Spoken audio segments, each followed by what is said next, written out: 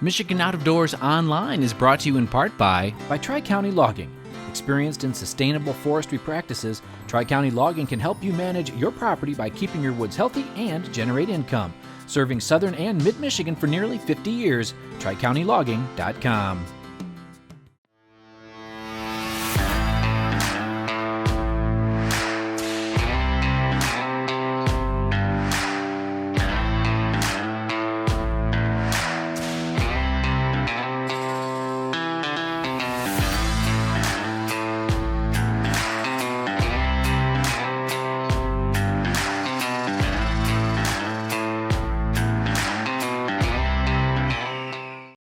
Well, everybody, welcome to Michigan Out of Doors. Thank you so much for joining us this week. We're going to kick this week's episode off with a really rather unique story, and that is bobcat trapping with a father and daughter team in kind of the north part of the Lower Peninsula. And we're going to stay in that northeast part of the Lower Peninsula after that, and we're going to show you what happened on the elk season that just wrapped up this past weekend. That was quite an adventure. And then we're going to kind of stay right in that same part of the state. We're going to show you some open water fishing in Lake Huron before things freeze up over there. So lots of good stories on this week's show. You stay tuned. I'm Jimmy Gretzinger. It's time for Michigan Out of Doors.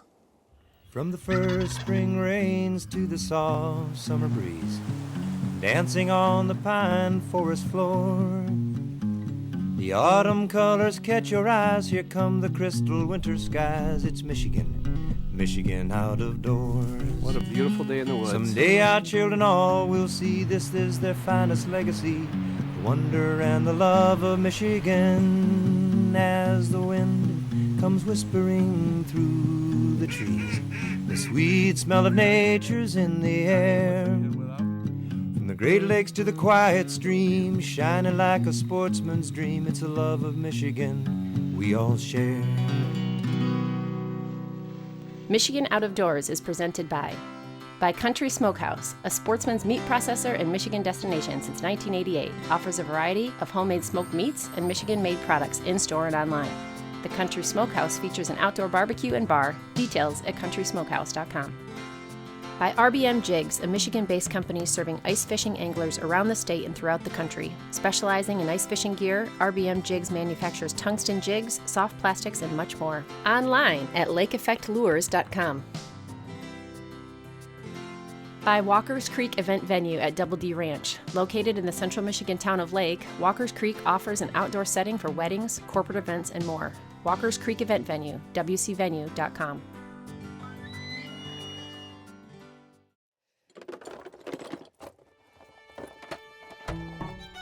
Traps.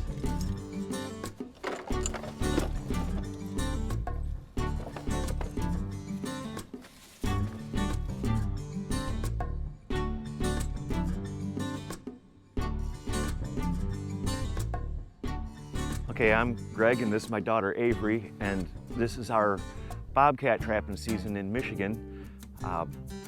She's been trapping, this is her third year. She's got her bobcat both years so far. We go out and scout and look, and it looks like we have one of the bobcat in a trap right down here at the first spot we're stopping to check today. The trap's been out since the 10th, so just a few days. Of course, there's always set on sign, there's a lot of track and sign and nice trail here, so we'll take you down there and show you. Is this how it always goes for you, first trap? Oh no. It's pretty heartbreaking a lot of times. You get your hopes up. I mean, I'll lose sleep. It's like Christmas every morning I go to check traps, and then it's like the Christmas you didn't get what you wanted when you don't get anything and you're all sad.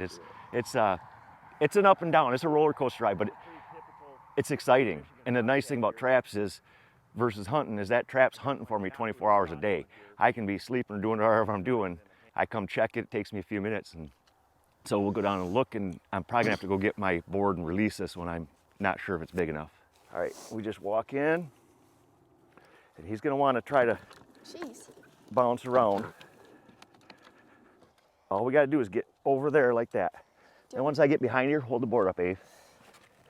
Let me turn this a little bit so you can see.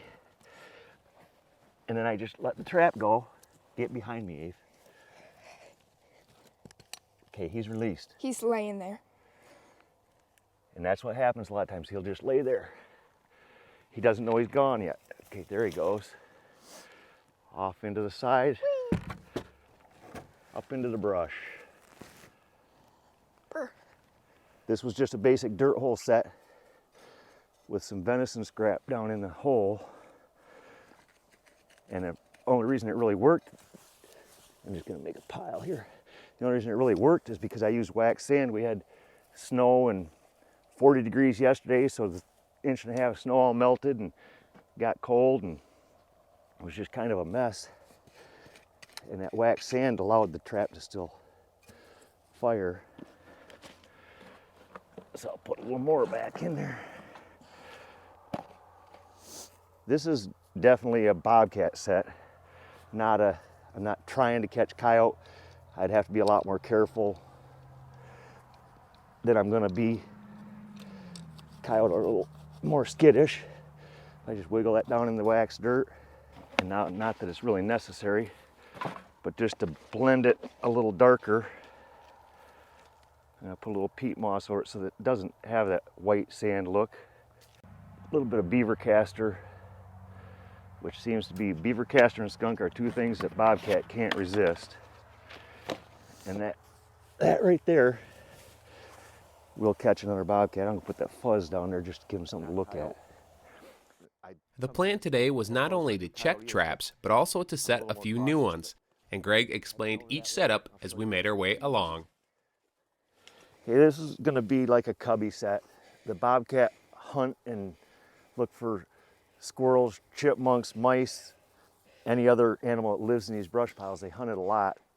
I don't see any fresh track in the snow, but there was tracks in the snow, the first snow we had. Feel it out. So she's tying a piece of garland up just to get some attention. Then she's gonna throw some venison scrap down there on the ground. So we're gonna go all the way around the trap with sticks, poking up, because he won't step on the top of them sticks, but he'll step on that flat spot right there. And as crazy as that seems, that's a finished set. I don't cover the trap or anything. My first year bobcat trapping, I made a beautiful cubby like I watched on all the videos and all the studying I did. And I covered it up with peat moss. It got a little bit of moisture, and then it froze, and a beautiful bobcat print right where the pan was, and the trap was frozen solid. Ever since then, I've never set them in. I catch lots of bobcat just like that. I actually got started trapping not that long ago for predators. I started trapping when I was about 8 years old. A man named David Duncan was my best friend's dad, took us out muskrat trapping and showed us how to fox trap. And then I trapped a little bit in high school. And then life came along and I just never did trap. I did a lot of deer hunting. And then a buddy of mine just decided he wanted to go try to catch a fox. And I was trapping at the golf course for muskrat, and there was a fox there, so I set up for that. And she would come with me and trap muskrats with me and check the fox traps when she was little, and I had to pull her on the sled most of the time. And it kind of became an addiction and a challenge to get those canines, so I quit water trapping mostly and do this. And when bobcat came open on state land, she started trapping with me all the time, and we've had really good success. We've released a lot of bobcat in this area. Probably in the past 5 years, we've released at least 50 in Roscommon County and surrounding areas. A lot of bobcat in here. This is what I do when I do a cubby. I do a walk-through bait pen cubby, and I put the boughs over it because I got a piece of meat right down in the middle there. You can't be able to see it from 4 foot above. And I got a trap sitting right on the ground, totally exposed right there, just like I always do. And I got a trap on the other end, same situation. And the bobcat can see through, and they're less likely to leave. I don't like making closed back cubbies because they'll look at it and they'll walk away. This one they could walk through if they want. And this is the spot that my daughter caught her first bobcat at 3 years ago. Fur prices are extremely low at the moment, but Greg says if you keep the entire animal, there's still some money to be made. Fur prices right now are really, really bad. Coyote used to go for 50, 75 bucks for nice ones, and now you're lucky to get 5 to 10. That's finished fur. There's different markets that people overlook, like taxidermist market. If you get nice ones, you can sell to them and still get decent money.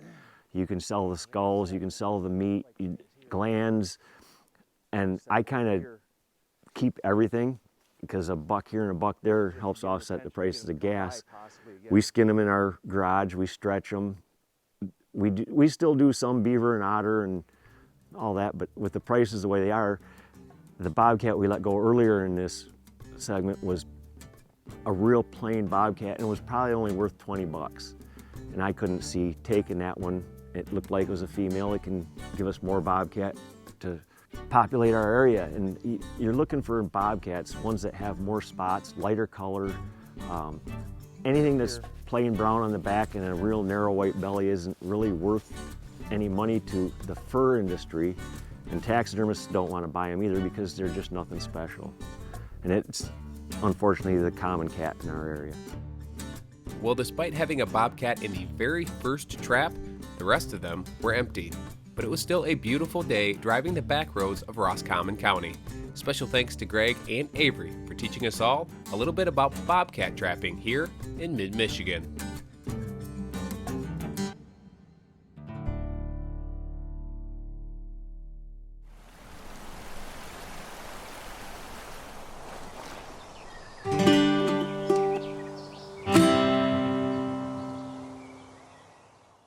Well, every year here in the great state of Michigan, we try to get up and cover one of the elk hunts that happens in the northeast part of the Lower Peninsula.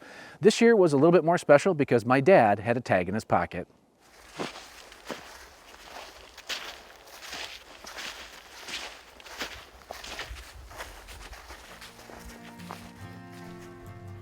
Well, this year's elk season was quite the adventure, to say the least. I will tell you more along the way, but bottom line, it was opening day of the late elk season, and my dad, well, he had a tag in his pocket. We jumped in this blind that Joe Ferguson, our guide, had on his property. A group of bulls were in this woodlot, and we got into position as the rest of our hunters tracked the group. Well, as luck would have it, we didn't have them come our way, but Andy Hansen was walking up on a dandy of a bull. Well, we've been pretty much going all morning, and I've been doing a lot of driving, a lot of walking, and it seemed like everywhere we went, the bulls weren't. So we happened to actually go back and we were going to get something to eat, and had a gentleman that stopped by and said, hey, there's some bulls just down the road. They're coming across the field. So we ran over there, got in the vehicles as fast as we could, and got back here as they were coming across. And we got up in a position where we could get a shot. And unfortunately, it was kind of pandemonium at that time, so we got me in a good enough position, and actually Mike yelled at the elk, and he turned, and he was running away from me to begin with, and he turned broadside and was able to get a shot at that time. I was trying to calm down a little bit, quite honestly. It's just a beautiful animal. Unbelievable.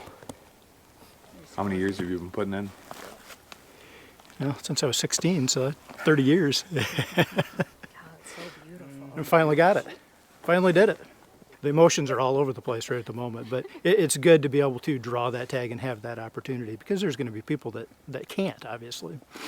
And to be lucky and have that, it's awesome. It's hard to describe the feeling, but yeah, full of a lot of different emotions right at this point. So, walking up on a bull is an awesome thing. The work here was just getting started, so at nightfall we headed back to our hunting cabin just outside of Wolverine. But also just outside of Wolverine is one of my favorite bars in the state, so we stopped in and Fred talked a little bit about how we got here on this hunt today. Well, your dad and I have been putting in, I think, ever since he started the hunt, back, I think, in the 60s or 70s.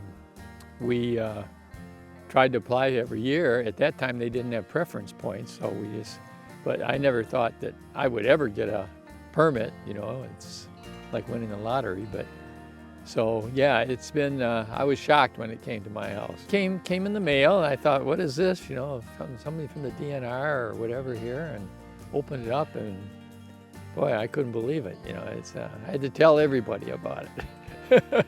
When your dad's my best friend of 60 years. We're fraternity brothers from college in Michigan State. And we've always wanted to, I've always wanted to see him maybe get one. If he had a stroke 7 years ago, and had to. There's a process that you can transfer your permit to someone who's in need, health-wise, and he simply qualified, and so I thought, well, I'm just, I'm going to see if I can get this transferred to him because it would mean more to him. He's limited in some capacities right now, and so we worked it out with the DNR and transferred the license or the permit to Dick, and that's about how it happened.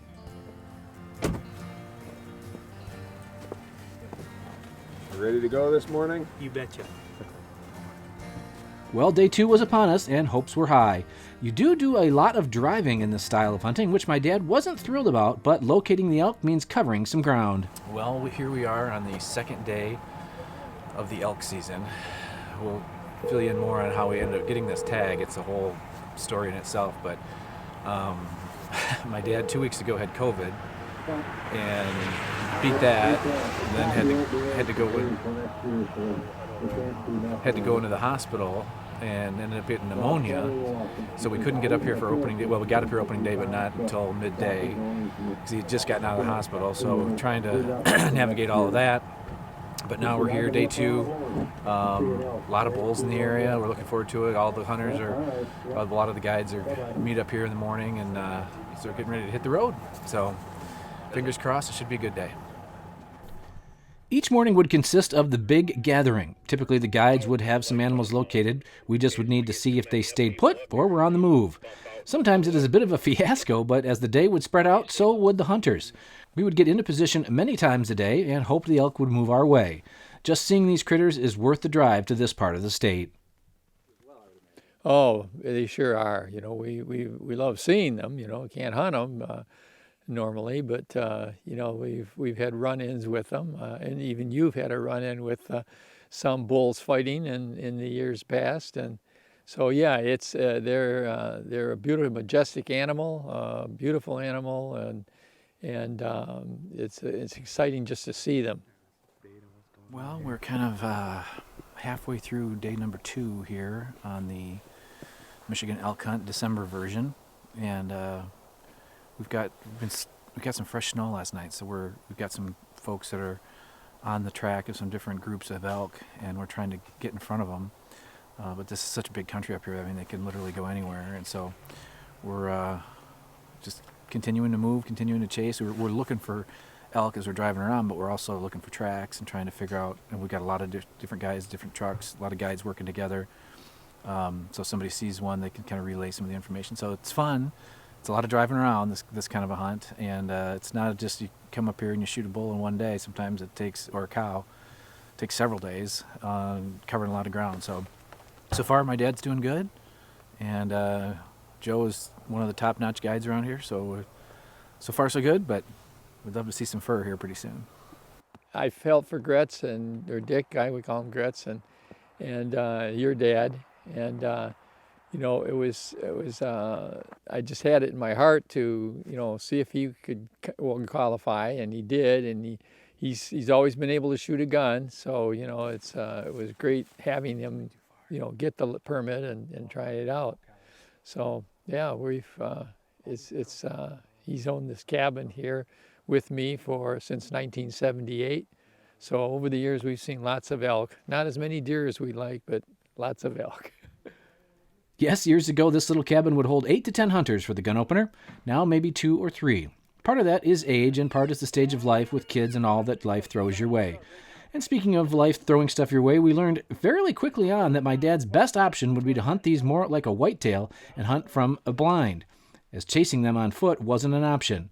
We did see elk every day and had 2 good opportunities on some great bulls. We just couldn't make it happen. But Jim Watts, well, he did have luck go his way. Right from the castle path. Nice job. It was very exciting. How far was the shot? About 90, 95.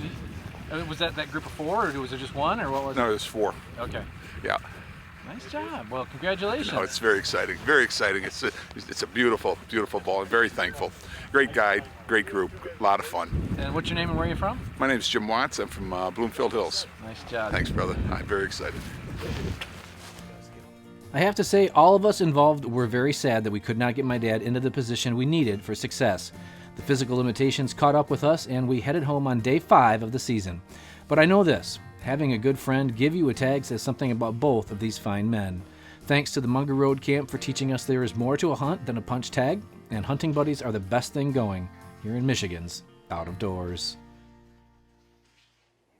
Well, as you can tell, that hunt did not go quite the way we were hoping for, but we did hunt hard for almost 5 days, and we had a good time along the way.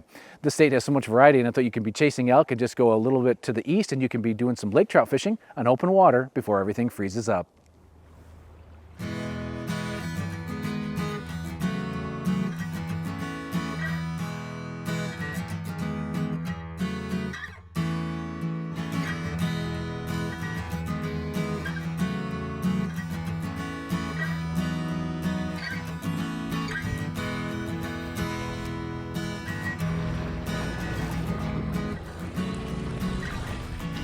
We're right on the shoreline of Tawas Bay. It's in late November, and right now all your bait fish are starting to move into the shallows. So we're right off some of these marinas where these bait fish will pile up, emerald shiners, gizzard shad, and then lots of little perch. And we're fishing small minnow patterns right now, trying to find one of these lake trout to eat our fly. Well, in the early 2000s, there was a huge population still of alewives in Lake Huron. And back then we had good population of brown trout. And so that was kind of the main target fish we were catching. In the same time frame of year and same everything over in here was the browns would all move in here. And but then when the alewives collapsed, the brown trout, they fell apart too, and eventually they quit stocking them. And then in the new Lake Huron now with no alewives, there's a lot of lake trout. And typically in the summertime, and most of the year the lakers are living out deep. People are catching them trolling. But then in the fall, late fall here, just before ice up, and then again in the early spring, they're very attainable to the fly angler or somebody just casting.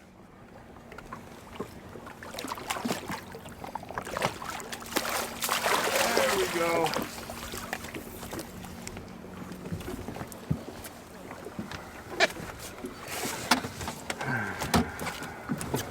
Little minnow pattern. Beautiful lake trout. All right, ready to put them back in. We started fishing a 6-inch Great Lakes deceiver in chartreuse and white, and we had one hard follow. I kind of jerked it away from right at the boat. But then we switched over to a real small minnow pattern. It's a little sparkle minnow with some weight in it. Fish on a sinking line, and on the fall, that last one grabbed it real good. Every once in a while you hit a steelhead in here. I don't know, this doesn't seem like a lake trout. No. He's running. And what we got going on here? I don't know, we hit something that's moving fast. Hit the same spot. There's still a brown trout in this bay somewhere. But that one took some line. And a lot of Atlantic's down here too. See, and that's what we always wondered, if Atlantic salmon would find the minnows in here.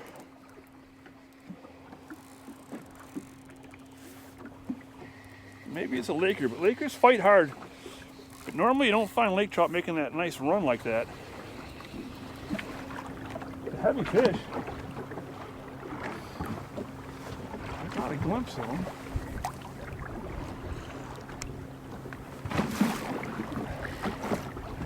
The only problem with these small minnow patterns is that hook is not big.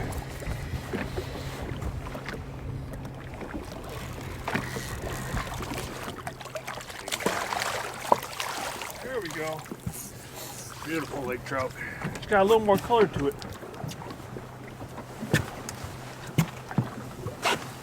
See, that one's a little more, he's a little bigger. He's thicker, he's after your fish.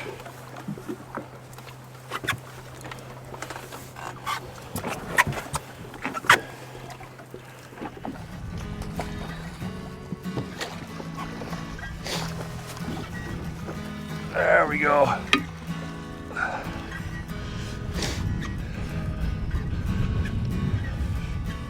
Good size one. Beautiful laker. Some look a little rougher than others, but that was nice and clean looking. The last couple of hours were a little tough, but we ended up landing one last lake trout just before we lost camera light. Special thanks to Kelly and Greg for letting me tag along on a fun night of fishing here in Northeast Michigan.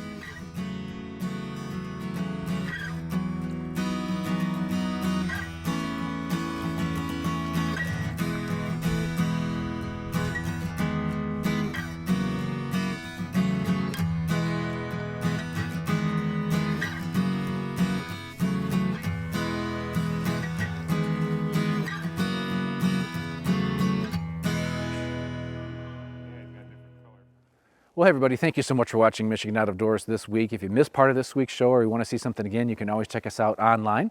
You can do that through our website or different social media platforms as well as YouTube. So lots of places you can be checking us out. Make sure you are getting out and enjoying what our great state has to offer here as we wrap up 2022 and look forward to next year. Over the next couple of weeks, we'll be taking a look back at some of our favorite stories and even kind of a month-by-month recap of what happens here in our great state. Thanks so much for watching Michigan Out of Doors this week. If we don't see you in the woods or on the water, hopefully we'll see you right back here next week on your PBS station. Michigan Out of Doors is presented by. Do you dream of somewhere bigger than your backyard? You can get there with Greenstone. Whether you want to hunt, fish, hike, or just watch the sunset, we're ready to help you own your place in the great outdoors. To learn more, visit greenstonefcs.com. By Alta Equipment Company, providing sales, rentals, service, and parts because uptime matters. From earth moving to landscaping and light construction, Alta offers over 50 brands across 7 Michigan locations to serve you. More information online or 844-GO-2-ALTA. By Jay's Sporting Goods, with locations in Clare and Gaylord. Jay's has been serving the Michigan outdoor enthusiast since 1971, with a wide variety of outdoor products. The gear, the knowledge, the tradition of Jay's. On the web at jaysportinggoods.com.